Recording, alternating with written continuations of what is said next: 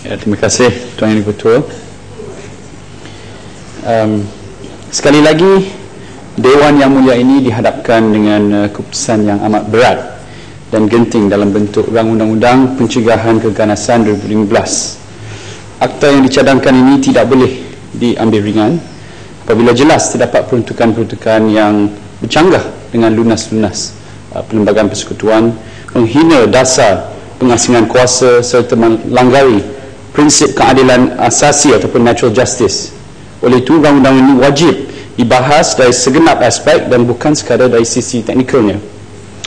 Tuan Yang Ketua, undang-undang ini dibentangkan lantaran meningkatnya ancaman militan dan keganasan, khasnya fenomena IS, Islamic State, ataupun dalam bahasa Arabnya Daesh, Ad-Daulah Al-Islamiyah fil Iraq wa Syam, yang kelihatannya semakin menarik sebahagian rakyat Malaysia untuk bertempur di medan perang negara asing.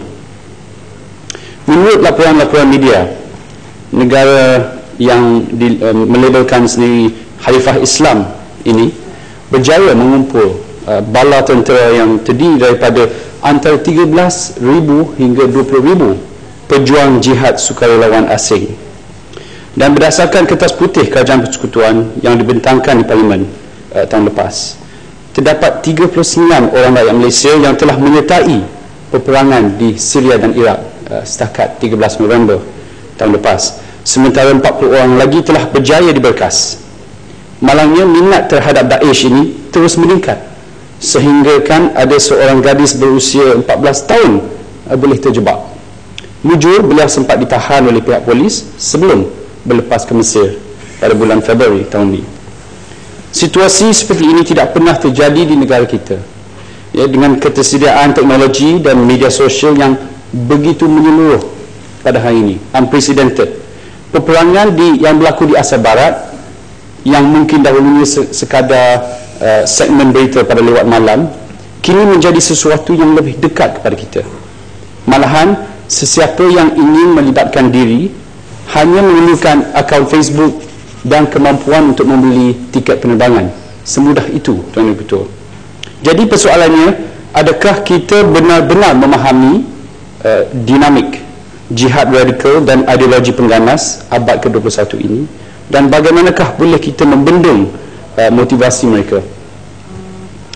Tuan Yang Ketua, saya tidak akan membahaskan perincian rang undang-undang dengan terlalu mendalam kerana ramai yang akan melakukannya. Bagaimanapun, dari perspektif penggubalan dasar, saya ingin menekankan bahawa adalah berbahaya sekali jika kerajaan beranggapan masalah keganasan ini dapat diselesaikan dengan pengembalian kuasa menahan tanpa bicara. Cuba bayangkan, undang-undang yang bertujuan untuk menangkap suspek pengganas ini hanya akan berhasil sekiranya pihak polis mampu mengesan mereka terdahulu. Dan pun begitu, masalah pokok tidak terselesai, dan sudah pun ternyata bahawa penangkapan beberapa orang suspek tidak membendung hasrat rakan-rakan mereka yang bersehaluan. Malah mereka hanya akan mencari helah yang lebih licik untuk mengelakkan daripada dikesan oleh pihak berkuasa.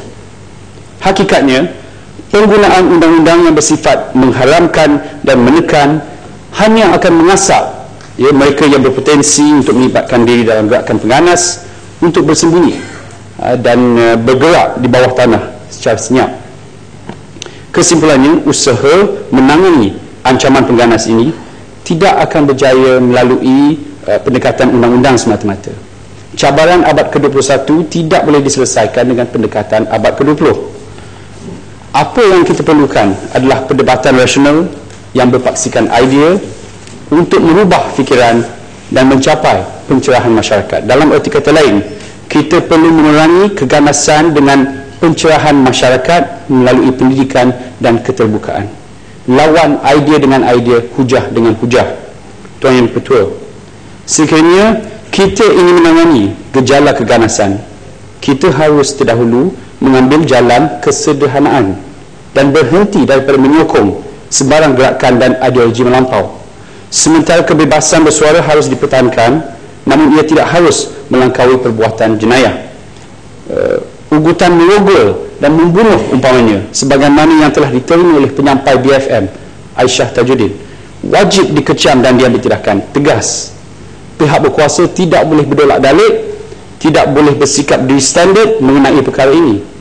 Apabila catatan lain di Facebook yang kononnya bersifat hasutan dan sebagainya mencemuh setengah pemimpin dapat dikesan dengan segera, ditangkap mereka yang menulis catatan tersebut. Mengapakah masih tidak ada sesiapa yang ditangkap atas ugutan-ugutan yang dibuat terhadap Aisyah?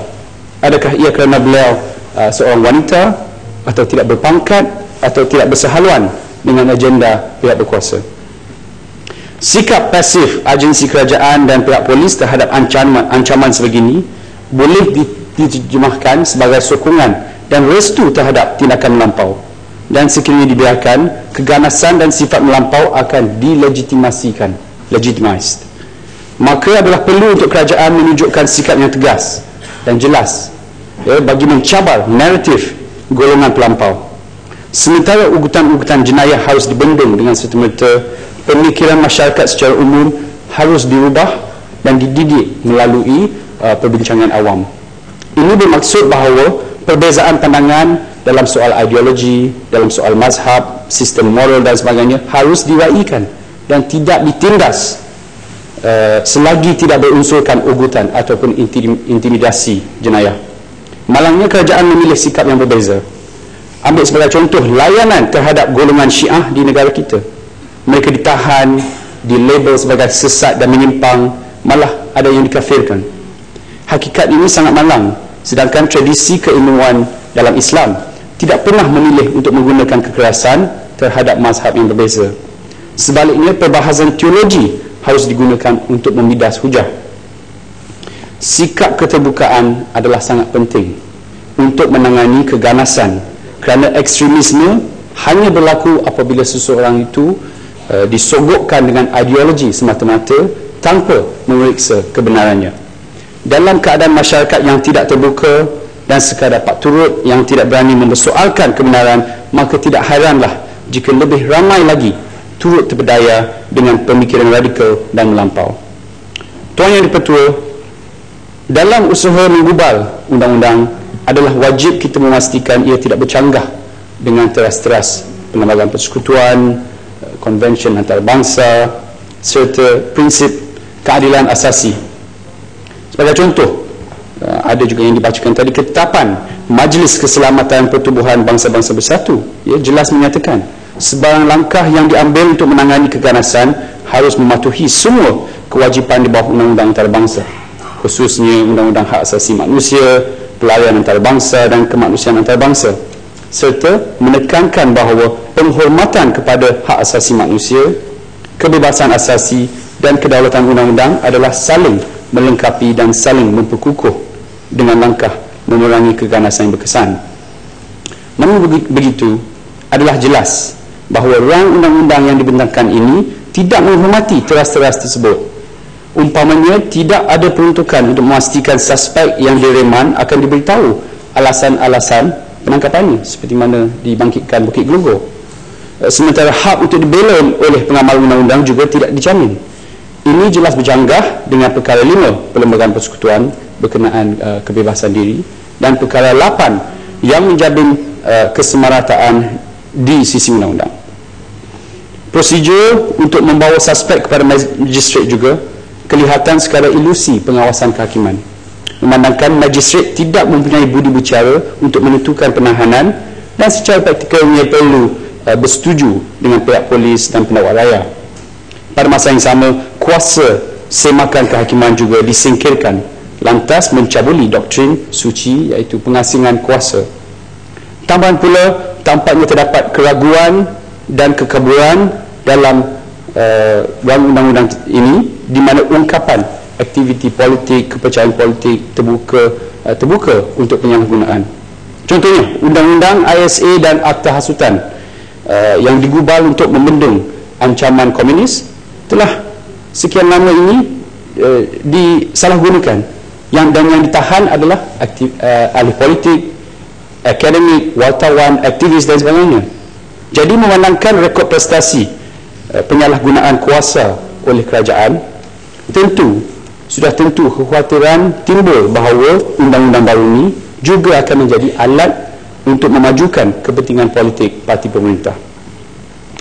Dan lagi penting lagi, Tuan Ibu Ketua, apakah akta ini benar-benar diperlukan apabila Parlimen telah pun meluluskan akta kesalahan keselamatan langkah-langkah khas 2012 ataupun SOSMA, serta pindaan-pindaan kepada akta keterangan 1990, kanun tata cara jenayah dan kanun keseksaan yang sudah menyediakan banyak peruntukan untuk menangani keganasan, termasuk penahanan terhad untuk tujuan penyiasatan. Tuan Ibu Ketua, bagi mengakhiri perbahasan saya ingin menegaskan sekali lagi, sekiranya tujuan rang undang-undang ini adalah untuk membendung ideologi radikal dan gerakan keganasan, maka ia akan gagal untuk mencapai matlamatnya. Ini kerana undang-undang ini sekadar menangkap suspek yang disyaki terlibat, tapi langsung tidak menangani pokok kepada masalah, iaitu penindasan ruang kebebasan yang mendorong kepada pemikiran sempit serta pendekatan double standard oleh kerajaan yang bercanggah dengan kesederhanaan yang juga melegitimasikan ugutan keganasan seolah-olah ia boleh diterima jika dilakukan kepada golongan-golongan tertentu. Oleh itu, Tuan Ketua, saya ingin menggesa agar kerajaan menarik balik rang undang-undang ini ataupun sekurang-kurangnya merujuknya bersama dengan pindaan-pindaan yang lain kepada akta-akta sedia ada, kepada suatu jawatan kuasa pilihan khas Parlimen untuk diperhalusi dengan lebih mendalam, dan saya harap dengan itu dapatlah undang-undang ini dibuat secara betul dan tidak disalahgunakan pula bagi kepentingan politik. Dengan itu sekian, terima kasih Tuan Ibu Ketua. Yang Hormat Kuala Selangor.